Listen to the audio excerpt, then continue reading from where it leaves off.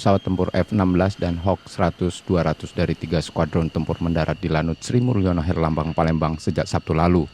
Armada TNI AU tersebut dalam rangka menghadapi latihan Jalak Sakti Koopsut 1 dan Trisula Perkasa Kopasgat. Latihan akbar tersebut telah melalui tahap gladi posko yang berakhir 25 Mei lalu. Selanjutnya gladi lapangan dilaksanakan pada 28 hingga 29 Mei di RW Pon Range Bading Lanut Hanarjudin Belitung.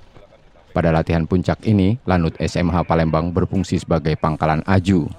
Latihan rutin ini bertujuan menguji dan meningkatkan kemampuan jajaran Koopsut 1 dan Kopasgat dalam perencanaan dan pelaksanaan strategi operasi udara antar satuan secara terpadu.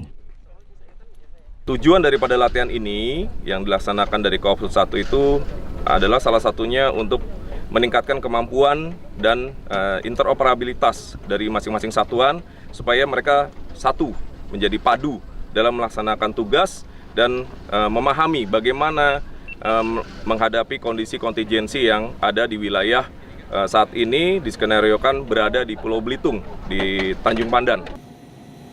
3 skuadron tempur yang terlibat yakni Skuadron Udara 1 Lanut Supadio Pontianak dan Skuadron Udara 12 dan 16 Lanut Rusmin Nuryadin Pekanbaru.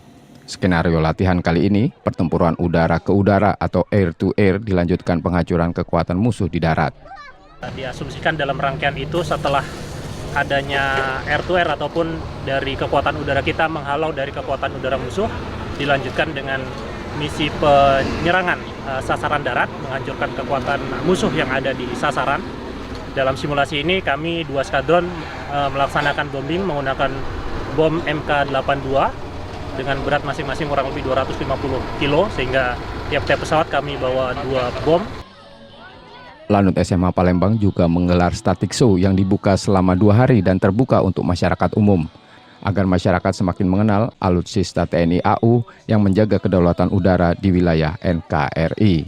M. Rizky Nurmizan, Kompas TV Palembang, Sumatera Selatan.